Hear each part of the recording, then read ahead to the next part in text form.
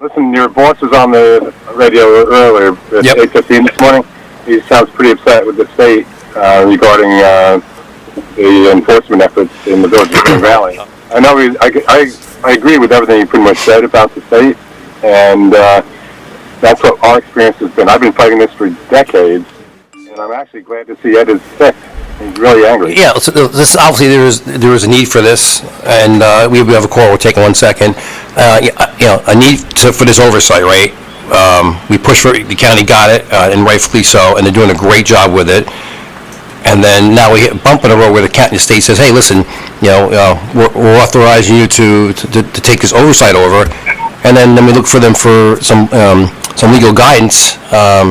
And then they're like, there's hands off about it. So it's just really, really questionable on all ends about why they don't provide this guidance. It doesn't make any sense, So we could do a whole show on our frustration level and the amount of complaints and communication that we've made with the state, and not just the state codes division, but multiple state agencies, where they we could take up the rest of the show just talking about how corrupt and inefficient the state is when it comes to equal and fair enforcement in Rockland County and other areas of the state. For many people that do not want Ed Day to be successful. And the staff, they're going to do everything they can to help keep him from being successful, short term and long term.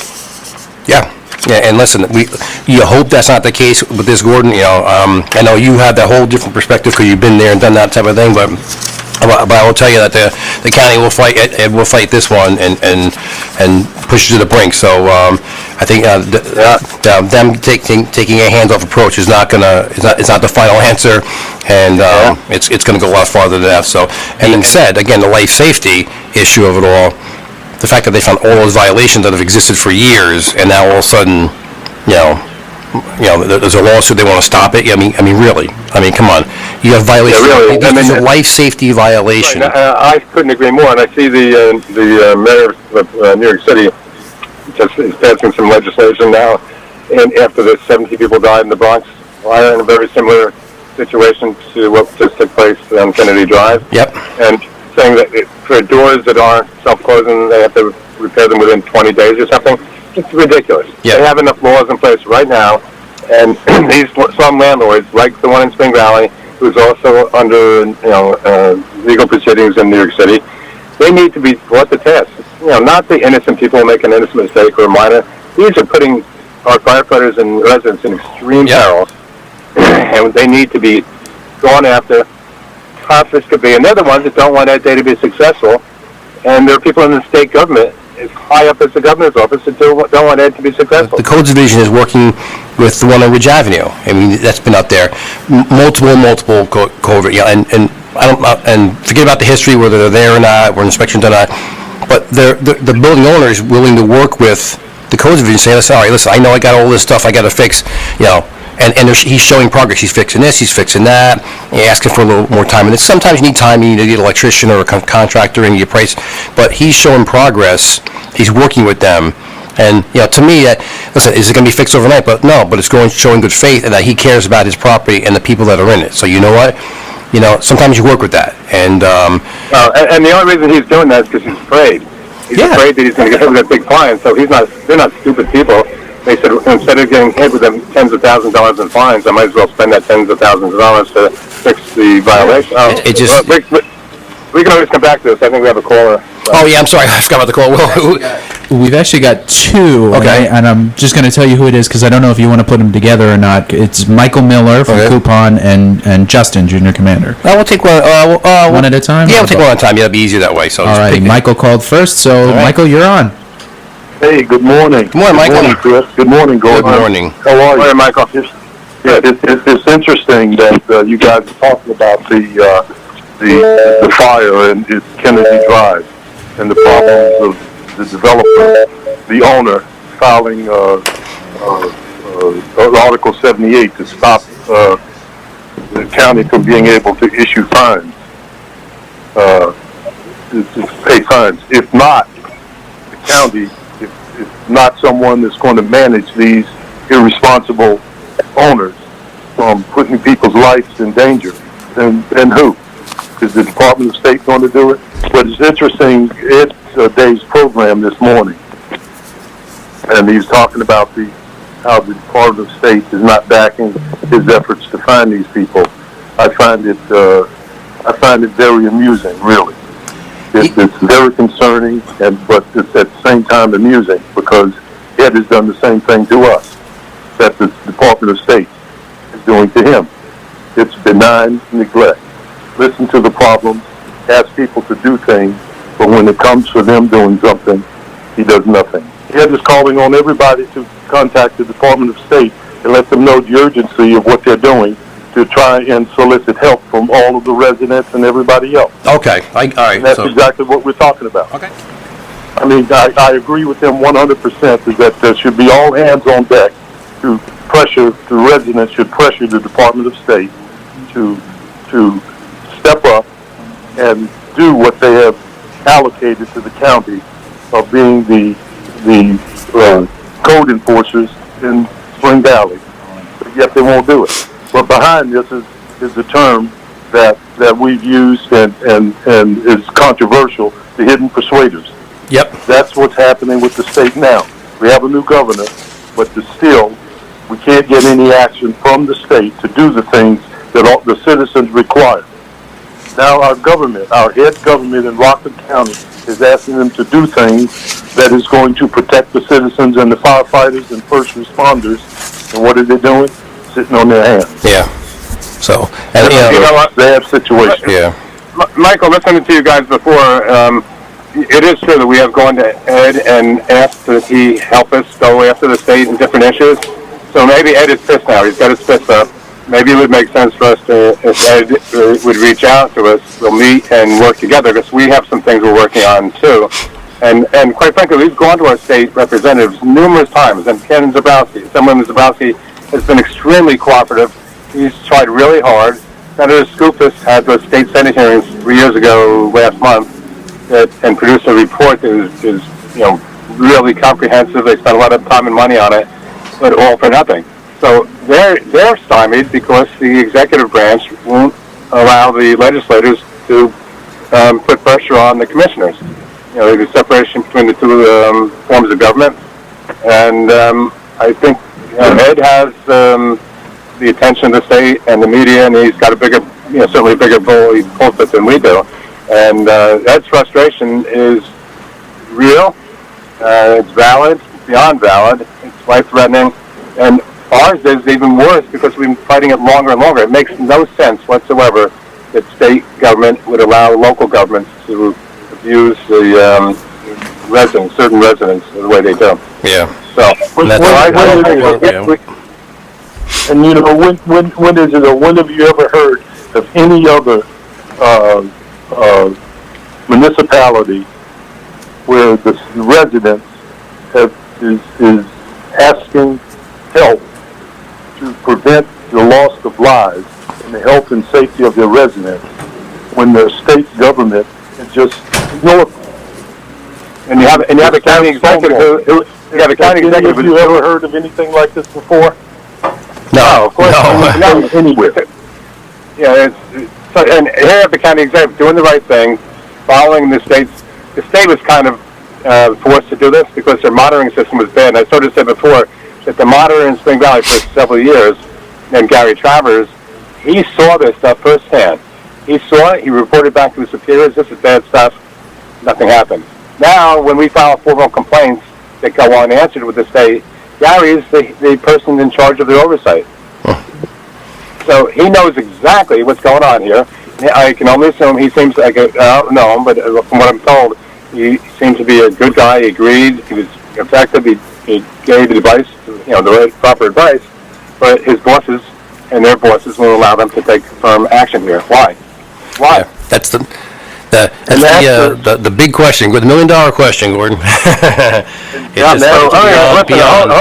Hopefully Ed's listening. Yeah. Maybe we can have a brainstorming session and put our heads together, because we've got some other things that we're working on that are going to be fairly high profile in the media, involving the governor's office, Secretary of State, the commissioner and deputy commissioner of state codes, and on some things on the federal level as well. So we've been working quietly behind the scenes, And I think we can be a lot stronger working together. We certainly have the evidence to prove the dysfunction in government. Yeah, and knowing Ed, when he gets his ire up, what's IRE? I've got ear, or when he, yeah, he won't back down. So he's. I've seen it. I've been the subject of it. Yeah. When he gets the fist up, he's a force to be reckoned with. And quite frankly, Michael said he was amused. I'm not amused. But I'm kind of happy that he's ticked off. Yeah. And because this is death. It's just deadly business. Yes, it is. It's purely a mystery to me, and I can't get my head around this. How there was a massive loss of life in the city in the fire. A similar type thing here that happened and caused the loss of life. And then the state saw fit, or had to appoint a takeover of a municipality to prevent the further possibly loss of life. But then when it comes down to doing something against the people that is causing potential loss of life, they won't support you. Yep, you're right. I mean, this has got to go to the governor. And Michael, this is only the village of Spring Valley. And look at all the other municipalities, the town of Alcoa and all these other villages that are doing the same thing. It's a nightmare. Yeah, spreading, and it's unbelievable that they're allowed to do this. Yep. So, and Mike, sorry, I got my terrible throat today. Mike, I don't want to cut you short. We have Justin on the line. I'll take a call, and then some more things here. But I definitely appreciate you calling in, Mike. Thank you so much. And then we're going to see where this takes us. And obviously, this is not going to be a dead issue, my friend.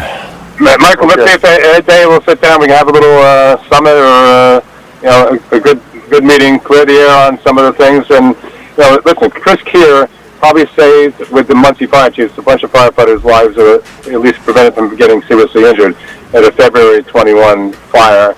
And despite all that and the exposing it, it's still going on. Yeah, this is all hands on deck, so I agree. We can sit down and see if we can help. Thanks. Right. See if we can work together and may actually drive this home, and we've got to get ahead on this. Yeah. I thank you, Mikey. You have a great weekend, my friend. Thanks, Michael. Hey, do we have Justin still, Bill? Justin's still on the air. Good morning, Justin. Well, let me just go here. I hope both Will and Jeff are listening. We're going to revive a commercial. I've got authorization on that commercial. So we're going to ask everyone to call Governor Hochul. I'd like to see if we can air that commercial over the weekend, get it done over the weekend, and run it next week. So I know the station would like to do it. So Jeff and Will, I got authorization for that. I want to run it next week when our state legislators are on. And let's figure that out. And you can give me a call after the program. It'd be a good show if you have Schwartz and 𝒂💏 on together to explain. They're frustrated as much as we are with the lack of ability to get this taken care of. And I heard you call in when the county exec was on this morning, and you referred to a letter you had sent to the governor, Governor Hochul, in January, I believe, and it was asking for her to intercede. Correct? Yep. Still haven't gotten an answer, and we're gonna hopefully put a little bit more pressure on that. You mentioned the February 22nd fire.